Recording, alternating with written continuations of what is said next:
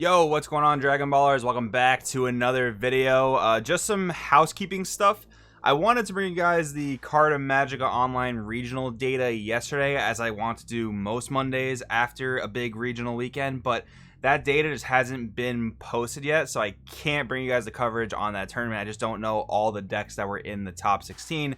I do know a decent amount, and that information is going to be pertinent to today's video. Yesterday, I posted my teammate Danny's second place Cell Surge list, which also featured Marcel Russell, my other teammate that got 10th place with a very similar version of the deck.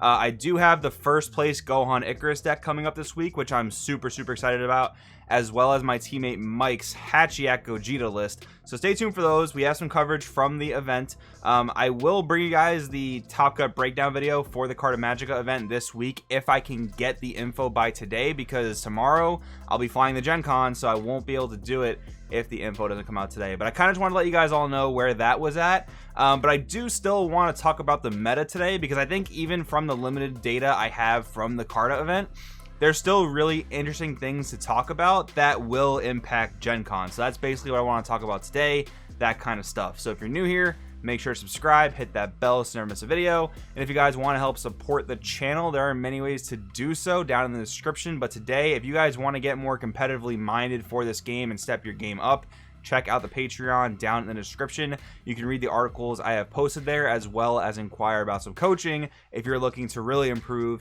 and compete in some of these IRL or webcam events. But anyways, with that being said, I want to reference the core event from 2 weeks ago. And here's the really important data. I obviously did a Top Cut breakdown video for that event. Go check it out from last week if you want to see it. But the short kind of Spark Notes version, King Cold won. That's not going to be too pertinent to this discussion. I speaking on it from that video, I really think it's just due to his skill and knowledge of the deck and its matchups. I don't know if King Cold topped the Cardamagico event, but if it did, I was not made aware of it, and it definitely did not crack the top 4 as far as I'm aware. So yeah, that was definitely more of just like his player skill carrying the deck. But what's more pertinent, at least for I think overall meta trends, is one, Gogeta Xeno was the most popular deck of the tournament with 3 spots of the top 16. Not like an overwhelming majority, but it was the most popular. And then there was SS4 Vegeta that got 2nd place. And for some reason, there were just a ton of SS4 Vegeta players that entered the Cardamagico event. I know from firsthand experience that my teammate Danny played against 3 SS4 Vegeta ramps throughout his X1 tournament experience. So from that X1 tournament experience, a lot of these SS4 Vegeta players were winning. You know, he played against them a lot, played against them in the later rounds. So SS4 Vegeta, for whatever reason, picked up a lot of popularity and hype after its 2nd place finish at the core event. Now, just speaking on Blue in general, it was definitely slated that Blue was going to be really strong after the emergency ban list. They obviously, you know, gutted Red aggro, so Red was going to fall down several tiers. They pretty much gutted Dark Broly, so Black as like the sort of like aggro strategy was also going to knock down several tiers. And again, of course, there are still really good Black decks like Gogeta Xeno. I think Vegix is still good, and Vegix did top the Cardamagico event, so that still speaks to that. But just with how things were slowing down, Blue was looking to be really well positioned, and that pretty much showed with SS4 Vegeta getting 2nd place at the core event.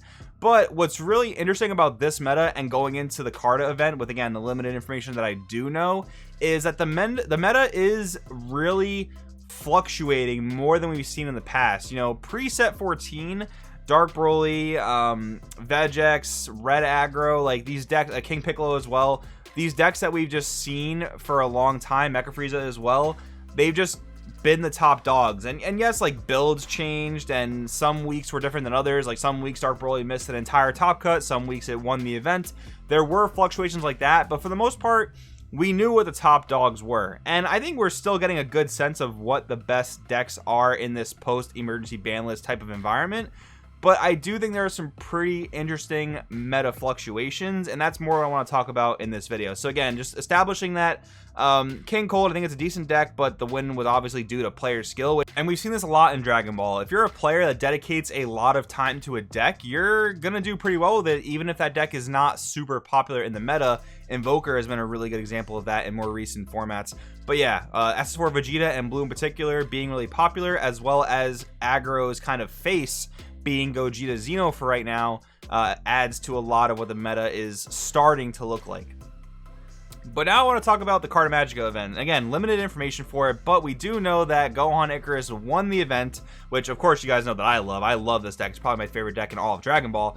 And at least 2 Cell Surge players cracked the top 16. It could have been more, I'm not sure. But 2 of them were my teammates, and one of them, Danny, which I do have the deck profile from yesterday, got second place. Now, what's really interesting about this is that Cell Surge and hand control in general is known to be a pretty hard counter to blue, namely SS4 Vegeta. Soul Striker probably draws the most out of any blue deck, but Soul Striker hasn't been putting up the results. It didn't top the core event. I don't know if it topped the Carta event, but I'm going to assume it probably didn't just because of last week's events, but maybe one snuck in. I don't know yet, but Cell Surge and hand control again is a pretty hard check to blue, and what you have to keep in mind, again, these online events are best of 1, so that's going to be a pretty significant difference going into Gen Con, because most players weren't main decking Deborah. Like, Deborah Ritual at hand is a bit of a weird card to main deck tech. Like, if you're in blue, I can kind of see it, but if you're in SS4 Vegeta, you got to play 50 mono blue cards. Like, you can't really afford to play black or off-color cards because you don't want to ramp them for the most part. You can like pick them up with Zeno's super combo if you're playing it, so that's a workaround for it, but for the most part, you want to be playing mostly mono blue cards. And for best of 1, like, do you tech the Deborah just in case you come across hand control? We really just don't know how popular it's going to be. And Cell Surge didn't really do all that well at the core event, but if you were looking at the meta and looking at, you know, SS4 Vegeta getting second place, Cell Surge and hand control was a really, really good pick going into the Carta event, because again, best of 1, so people probably are not going to be equipped with Deborahs. You might run against like random Hachiyak players that have it, because worst case scenario they can just charge Deborah and that's fine, but for the most part you're not going to run into hand control counters, and yeah, it just counters blue pretty heavily, which is great. But what the other odd thing about Cell Surge taking at least 2 spots of the top 16 is that Gogeta Xeno was as popular as it was at the core event. Now, aggro is a relatively good counter to Cell Surge, because you're just able to apply that pressure and possibly win the game before they're able to set up and really destroy your hand, right? Like, if you can put significant pressure on a Cell Surge before they get their Dark Broly unison established and start really turbo ripping your hand, you're going to be in a pretty good spot. But as far as I'm aware, I didn't see many black aggro decks or many aggro decks in general from the Carta top 16 I was able to see. Again, I know a Vegex topped, but I don't know if any Gogeta Xeno or any other, like maybe like starter Vegeta aggro topped. I just don't know. But it is a pretty interesting meta fluctuation that Cell Surge came in and did so well when SS4 Vegeta got second place at the core event. But this is kind of what I wanted to talk about next. A lot of people have been talking since the E-ban list about, you know, the next thing needs to be hit, the next thing it's overpowered.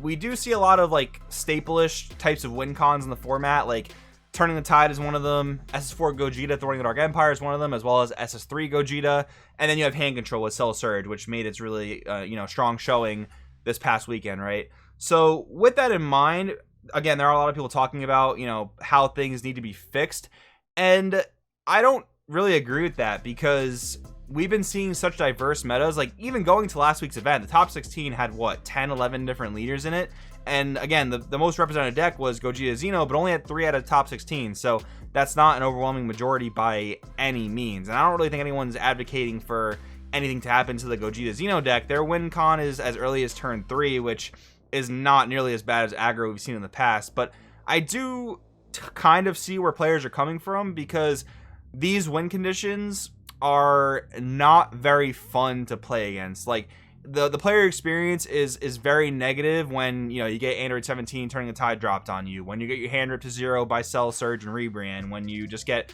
smacked in the face by Gogeta thwarting several times. So again, I do get it. Like, the player experience, losing to this stuff is very, very unfun, and that's another one of the problems with Best of 1, is that, you know, you're either main deck teching the answers to these things or you're not. Like, for 17, you're either main deck teching Jiren or you're not. For Rebrand, you're teching Deborah or you're not. I think Gogeta has like way more answers than any of the things pictured here, but still, like, it can feel pretty bad. But that's where best of 3 for like Gen Con comes in, right? You just have the capability to answer these types of cards with Jiren in your sideboard, Deborah in your sideboard. So that's going to be a really big difference going into Gen Con, and that might even shake things up further, because again, we saw week 1, we saw, you know, blue do really well, get second place. and we saw Cell Surge come in to just like eat up all the blue players, because again, there was a lot of blue played at the Carta event.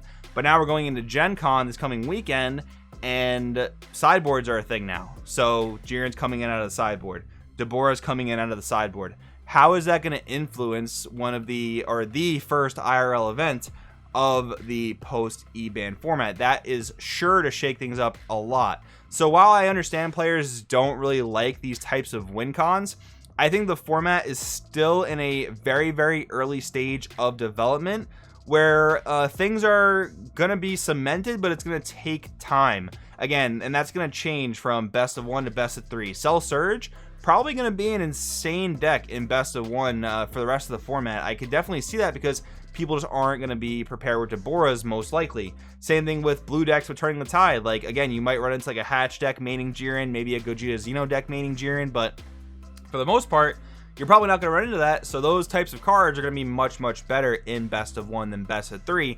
And unfortunately, we're still in this state of the world where we're having these online events and we're not having as many IRL events. So we're not going to be able to sideboard. But the sideboard is becoming such a more integral part of the Dragon Ball Super card game, and it does skew results when you're able to play the sideboard versus when you're not able to play the sideboard. But regardless, guys, again, the unfun player experience, I do get it. It's not fun to have your hand ripped to 0 and just not be able to do anything about your opponent killing you. 17 Turning the Tide, same idea. King Vegeta aggro before it was nerfed, same idea. Very, very unfun player experience when you know, couldn't play past 1 or 2 energy. I get it, but I think the format is still in a state of fluctuation. I do think you're going to experience some different things, whether you're playing in best of 1 or best of 3. Honestly, in my opinion, you're probably going to have a better experience in best of 3, but obviously for many of us, the best we can do is play in the online webcam events, and you guys should definitely play in them, but you're going to want to metagame for best of 1 differently than you're going to want to metagame for best of 3. But that's really what I wanted to say in this video, guys. I do understand where a lot of people are unhappy just because some of the ways you'll be losing are very, very unfun. I totally get it, but you know, experiment with aggro. That's probably my biggest tip in today's video. Experiment with different forms of aggro. Gogeta Xeno is very good, although very, very expensive, so I know that prevents a lot of people from playing it. I think Red Starter Vegeta is very, very good with Bardock's crew, with Red U7. I think that could be a pretty solid aggro deck, and I think Red Broly BR, also a really good and slept on aggro deck. So I think there are options for aggro if you want to be countering, you know, Turning the Tide decks and sell hand control decks in best of 1. Best 3 though, these cards do have pretty solid answers, so hopefully you guys kind of see where I'm coming from. But anyways, of course, I want to know what you guys think about this video. Thanks for watching, and I'll see you guys next time.